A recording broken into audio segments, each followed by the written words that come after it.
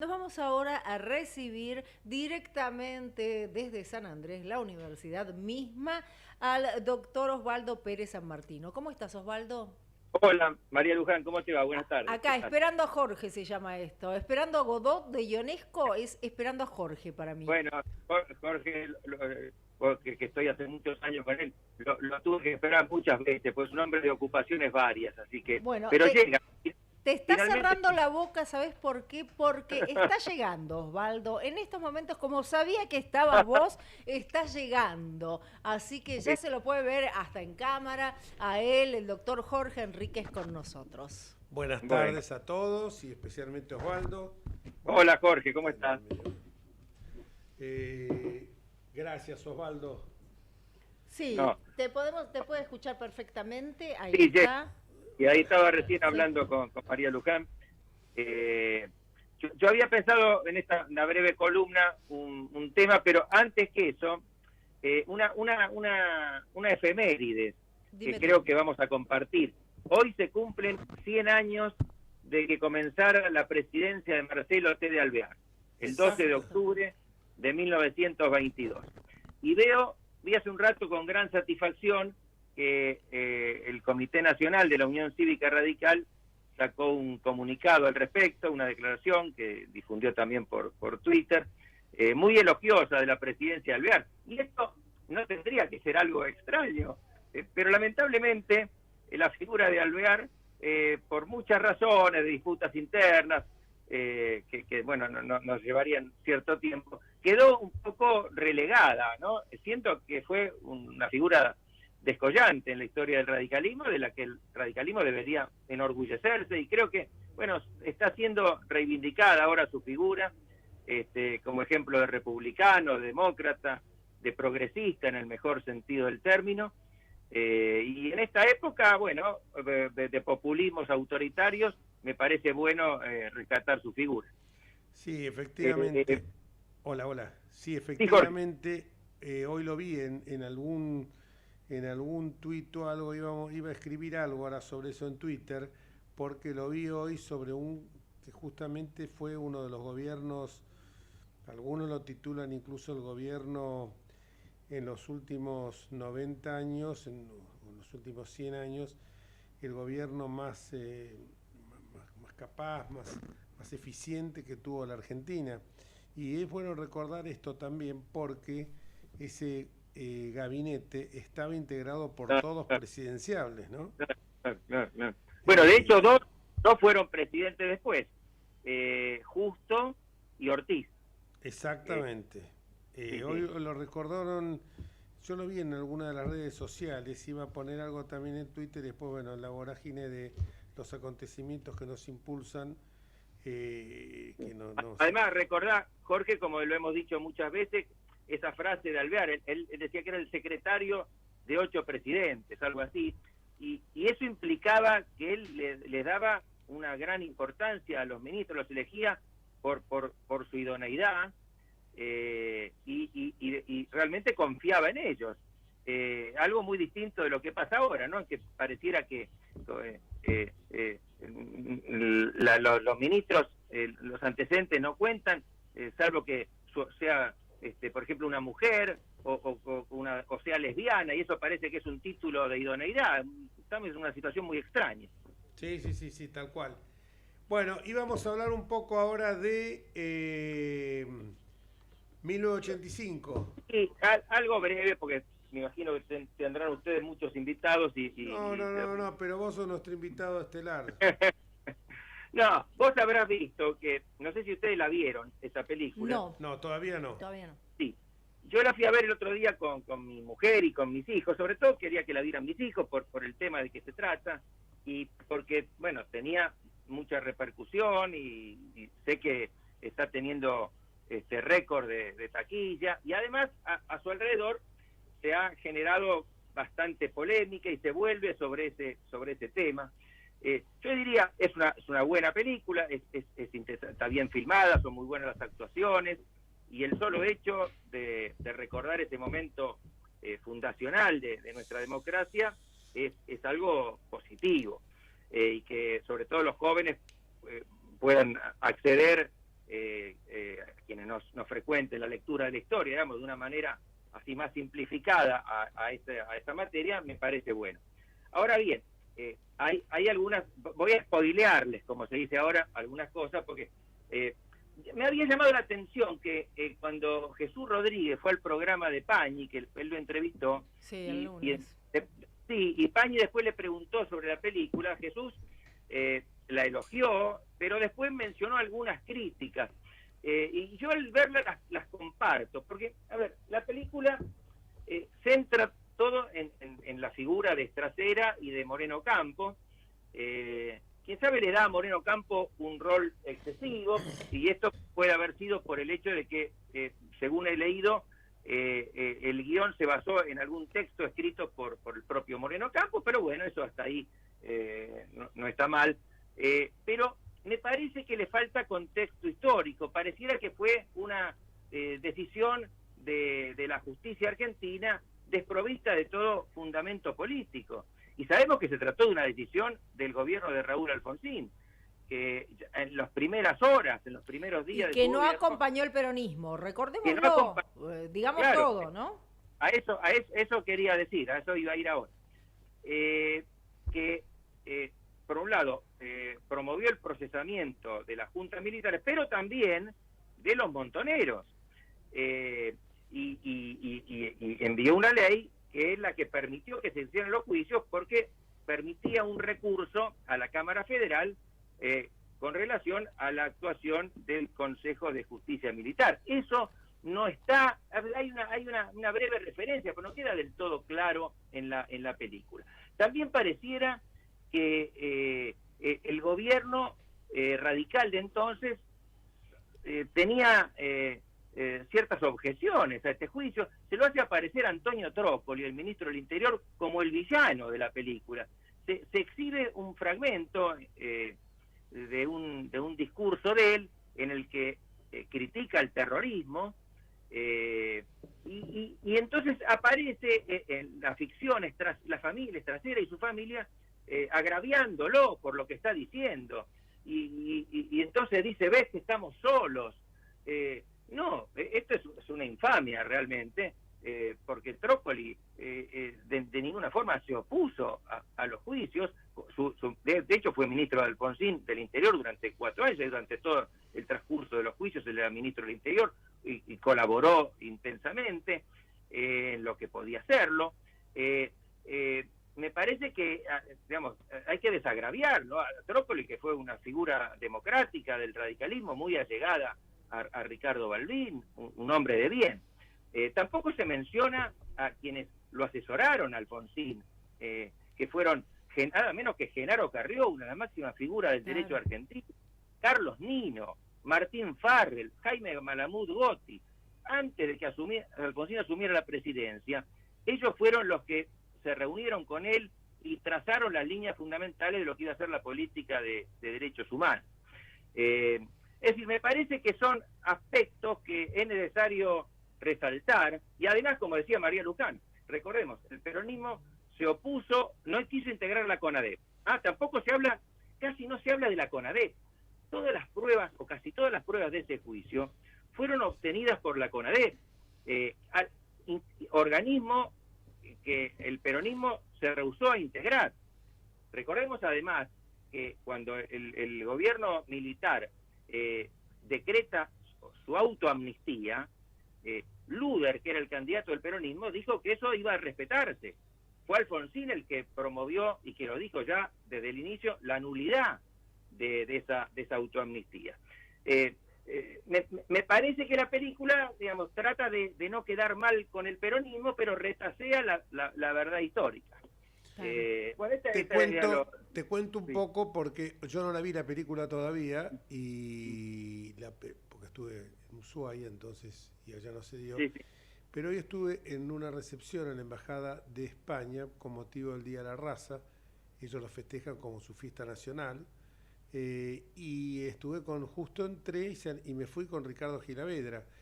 Y en la conversación, bueno, estábamos hablando de otro tema, bueno, una cuestión de colegio de abogados, de un tema que hubo ahí, que había hoy, que iba a haber un tema complicado con alguna gente del sector de Rizo que estaba protestando por unas personas que habían sido despedidas. Bueno, yo creo que era un colegio, aparte, no quiero entrar en una digresión, pero era un colegio elefantiásico, 150 empleados, casi un ministerio, casi no un ministerio. Pero después estuvimos hablando con otra gente y justo pasó Jesús Rodríguez, que al final no lo pude saludar, pero salió el tema de 1985. Y Ricardo, que le preguntaban qué opinión tenía, y alguien le dijo, mirá, a mí estaba Pablo Tonelli también, no me parece que tenga un rigor histórico. No me parece que tenga un rigor histórico porque evidentemente la película esta no menciona la titánica labor de Raúl Alfonsín, que también lo que decía recién María Luján acertadamente, por cierto, bueno, como todas las cosas que dice ella, pero en este caso con no, el tema de... no, la verdad que estaba haciendo zapping, hizo un gol Boca, ¿qué querés que te diga? Qué depresión, chicos. Entonces me distraje totalmente. Va Boca ganando a Sarmiento y Gimnasia está empatando con San Lorenzo. Pero no me distraje justamente satisfactoriamente. Para demostrar que el programa se hace en vivo. Sí, pero no fue satisfactoriamente, que justamente puso contento el gol de Boca. Bueno, pero entonces decía, justamente preguntaba el tema de que Ricardo me decía la película está bien hecha, la película... Pero, como vos decís, no tiene rigor y exactamente te dejé hablar porque no te iba a interrumpir, obviamente, ni tampoco te iba a decir lo que decía Ricardo ni Zuleta, que también estaba ahí, que me decían sí. Eso, justamente, me decían exactamente bueno, lo mismo. Ricardo Saavedra lo dijo en un tuit también, hace unos días sacó un tuit en el sentido que vos decís. Sí. Bueno, dice que no. Incluso más, le preguntaban quién era el espía Bruso. El espía Bruso que aparece en la película, yo no la vi, me parece que aparece un espía Bruso, que él dice, no existió nunca ese espía. Y alguien le dijo, yo pensé que era que lo ponían, no como espía, pero lo ponían como que el que recababa esa información era Yuyo Gauna, que en ese momento Juan Octavio Gauna era el Procurador General de la Nación, nada más y nada menos de los que despendían Monero Campo y Estracera. Y dijo, no, Ricardo dijo, mirá, tenía muy buena relación, pero Juan Gauna los dejó actuar libremente, sin ningún tipo de presión ni condicionamiento, pero no estaba haciendo espionaje. Y me decía, sí. Y él decía justamente que el rol que se le había dado, la verdad, bastante importante a Moreno Campo, ¿no? Sí. Una escena, quizá una anécdota, pero puede tener su significado. Hay una escena de la película en la que Estracera va a una reunión a la que es convocado por Alfonsín. Ingresa, se oye la voz de Alfonsín en off, no se lo ve, y él ingresa a una oficina y se cierran las puertas, no se lo ve a Alfonsín. Bueno, en realidad, yo fui a leer o buscar en el libro de Pepe Liasek sobre se llama los hombres del juicio, algo así, que habla de los camaristas y de Estracera, el capítulo sobre Estracera. Lo volví a leer, que lo había leído hace muchos años. Y es exactamente al revés. Es Estracera el que cuenta que él pidió una reunión con Alfonsín, porque le habían llegado unas versiones que el gobierno tenía cierto interés en algo, y lo que cuenta Estracera es que Alfonsín dijo, yo no tengo nada que decirle, usted actúe con total libertad e independencia. De manera que es exactamente al revés de lo que pueda aparecer en la película. Pero bueno. No, pero es bueno porque está Ricardo, que fue parte, claro. Es un actor primordial de toda esa historia. Y él entonces dice que no existió el espía Bruso, y que la verdad que la gente que buscaban ellos era efectivamente chicos jóvenes que no tenían, a lo mejor que tenían muchas ganas de trabajar, pero que eran un poco los inicios de ellos. Al contrario, que en la corte ellos pagaban horas extras, horas suplementarias a oficiales primero con experiencia, sobre todo porque pensá que en aquella época la gente dirá, parece que antidiluviano esto, ¿no? Pero en aquella época justamente no había computadoras, o sea que si vos te equivocabas en una foja, tenías que hacerla de vuelta, No, se te mecanografiarla. iba a salir la palabra imprimir, ¿no? Era taca-taca. Taca-taca, claro, tenías que, incluso más, las copias se hacían con carbónico, te llegabas a equivocar de poner mal el carbónico y tenías que hacer esa foja de vuelta, así que era complicado y ellos no tenían la tecnología ni los recursos, no obstante eso se hizo en un tiempo récord que fueron 14 meses. Hoy uno cuando piensa eso y piensa lo que duran los juicios contra Cristina, con procedimientos que tenía que tener mucha más celeridad, bueno, yo la verdad que en una oportunidad vi un abogado que defendía a un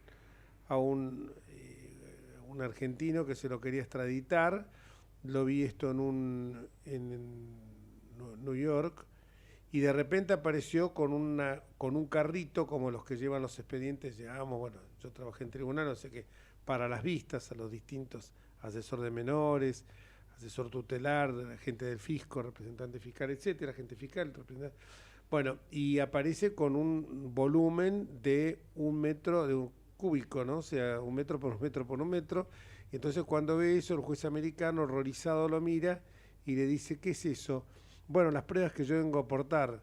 Si usted va a pensar que yo voy a leer esas pruebas, imagínese que este juicio no va a terminar hasta dentro de un año y el pedido de extradición no lo puedo yo demorar tanto tiempo. Le doy 5 minutos para que usted me explique la necesidad de incorporar ese metro cúbico de pruebas a la causa. 5 minutos. Si me conmueve, lo incorporo. Si no, no. Pasaron los 5 minutos y dijo la verdad que no va a aportar nada. O sea que yo le rechazo esa prueba. Y esto nadie se queja de que va contra el principio, contra la garantía de defensa del juicio, el principio de amplitud de la prueba, etcétera, sino simplemente que es para evitar que los temas se transformen en sine die. Contaba hoy un camarista de que se van a resolver en estos días, que tiene que ser con un plazo fatal del 14 de noviembre, las causas vinculadas con la ESMA, escuchá esto, con la ESMA, imagínate los años que tiene esto, las causas con la ESMA y la causa de la AMIA se va a resolver ahora en estos días. Entonces vos decís, bueno, y comentábamos jocosamente que también había una causa de atentados que hubo con lo que era la CNU, que era el Comando Nacional Universitario, una fracción universitaria de derecha, que cuando uno piensa la causa, lo que ha durado en el tiempo, no lo puede creer, porque empezó en el año 74. O sea, vos imaginate que han pasado 48 años. Jocosamente alguien decía, bueno, en cualquier momento va a aparecer, va a aterrizar en las instancias superiores en la Corte, no sé, el fusilamiento de Dorrego o algún error que se pudo haber cometido en alguna batalla de la Independencia, no sé, en Vilcapugio, en Ayohuma. Un último comentario de mi parte con relación a la película.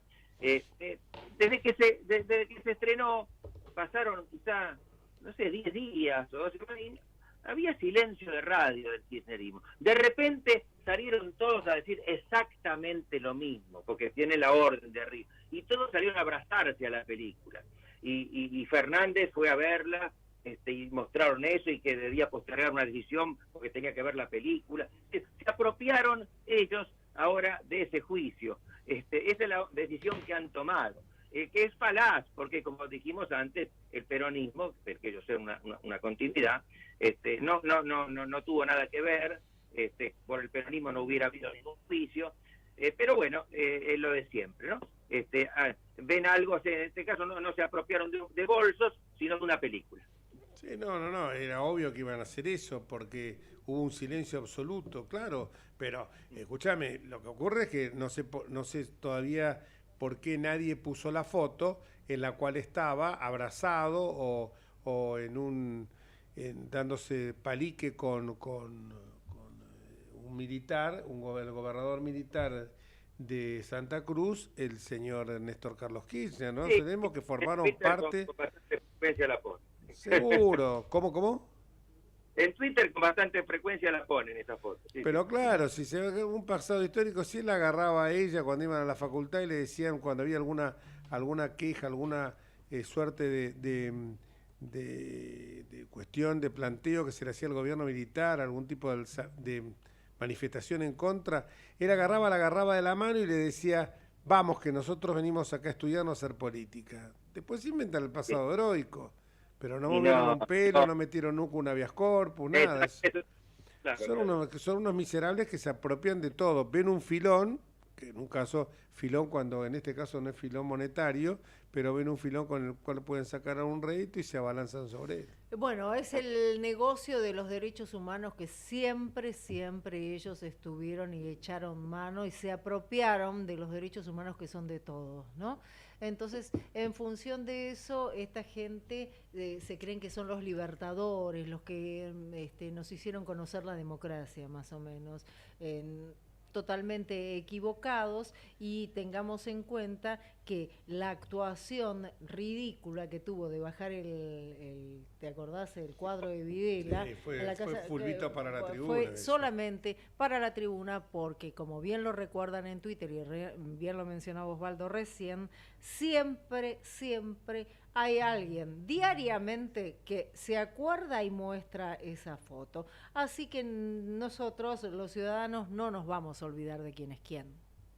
Exactamente. es así. Bueno, Bueno, Osvaldito, por muchísimas parte los gracias. dejo y espero que sigan desarrollando un lindo programa. Bueno, Por supuesto, te mandamos un esperando abrazo. que vengas acá. Esperando a Godot. A Esperando a Nathan Godot. Godot, de Ionesco. Un abrazo enorme.